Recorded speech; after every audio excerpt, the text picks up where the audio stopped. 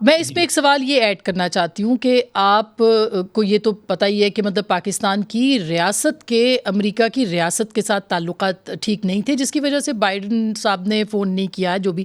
وہ وجوہات کیا تھیں، اور کیا کسی ایک ایسے ٹائم کے اوپر اسٹیبلشمنٹ کو یہ ریئلائز ہوا اسٹیبلشمنٹ کو کہ ہمیں بھی تعلقات امریکہ کے ساتھ اچھے ہونے چاہیے، اور شاید اسی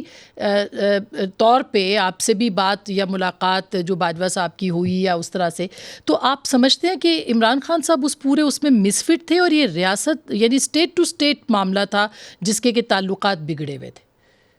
میرا یہ خیال ہے کہ جو ریاست کے تعلقات بگڑے ہوئے تھے اس کے تو بہت سارے اسباب ہیں۔ پاکستان کی افغان پالیسی، طالبان کے معاملے میں امریکہ کا یہ خیال کہ پاکستان طالبان کی حمایت کرتا ہے، امریکہ کی حمایت نہیں کرتا افغانستان میں،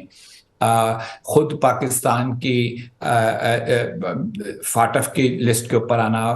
جو فائنینشیل ایکشن ٹاسک فورس کی لسٹ پہ آنا ہے، جس میں یہ بات شامل ہے کہ پاکستان میں جو اتنے برسوں سے جہادی گروپ ہیں ان کے خلاف کوئی قدم نہیں اٹھایا گیا۔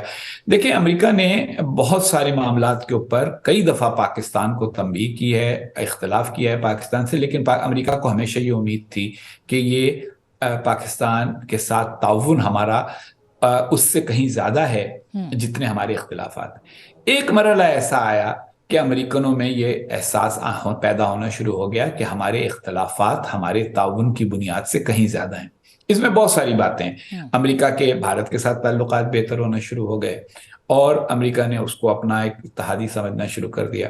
پاکستان اور چین کے تعلقات کے بارے میں بھی امریکہ میں بدگمانیاں شروع ہو گئیں کہ پاکستان چین سے بہت زیادہ قریب ہے، اور جب امریکہ چین کو اپنا حریف سمجھتا ہے تو اب پاکستان اور امریکہ کے درمیان مشترک مفاد کیا رہ گیا؟ نہ افغانستان پہ ہمارا اتفاق رائے ہے، نہ بھارت کے مسئلے پر ہمارا اتفاق رائے ہے، نہ چین کے مسئلے پر ہمارا اتفاق رائے ہے۔ اس پورے عرصے میں عمران خان صاحب جب اقتدار میں آئے تھے تو ان کا تو بیانیہ یہ تھا کہ میں معیشت ٹھیک کر دوں گا، میں چوروں لٹیروں سے پیسے کھینچ کے لے آؤں گا، اور اس کے بعد ملک جو ہے وہ دوبارہ امیر اور خوشحال ہو جائے گا۔ جب اسٹیبلشمنٹ کو یہ نظر آیا کہ یہ سب کچھ نہیں ہو رہا تو ان کو پھر یہ سمجھ میں آیا کہ ہمیں وہیں واپس جانا ہوگا جہاں سے ہم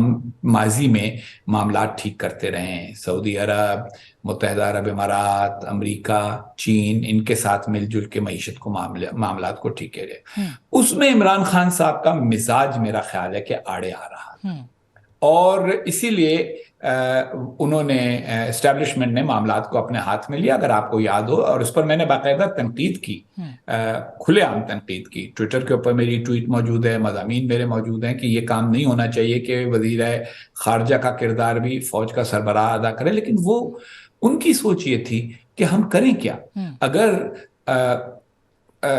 مدد چاہیے، اور سعودی عرب اس لیے مدد نہیں دے رہا کہ عمران خان صاحب کا مزاج جو ہے وہ نہیں ملتا سعودی عرب کے حکمران کے ساتھ، یا ان کو یہ لگا کہ انہوں نے ان کی بے عزتی کی ہے، تو ہم ہی جا کے منا لیتے ہیں۔ پھر انہوں نے امارات کے ساتھ بھی ایسا ہی کیا، پھر ان کو خیال آیا کہ امریکہ کے ساتھ بھی یہی آزمایا جا سکتا ہے۔ تو میرا خیال ہے اسی وجہ سے یہ ایک نہیں، شاید ایک سے زیادہ لوگ لابیسٹ اس وقت امریکہ میں ہائر کیے گئے تھے، لیکن جیسا میں نے بار بار کہا ہے کہ میں ان لابیسٹوں میں شامل نہیں ہوں، کیونکہ میں لابیسٹ ہوں نہیں۔ لیکن اس وقت یہ لابسٹ جو تھے یہ ہائر کیے گئے تھے، مطلب یہ ریاست بھی چاہتی تھی، عمران خان صاحب بھی چاہتے تھے، کیونکہ عمران خان صاحب جو تھے وہ اپنے ذاتی تعلقات، تو یہی ہے۔ مجھے اس معاملے میں کوئی معلومات نہیں ہے، سچی بات ہے، کیونکہ میں اس میں کسی چیز میں شامل نہیں ہوں، لیکن چونکہ جی آپ ایک اسکالر بھی ہیں،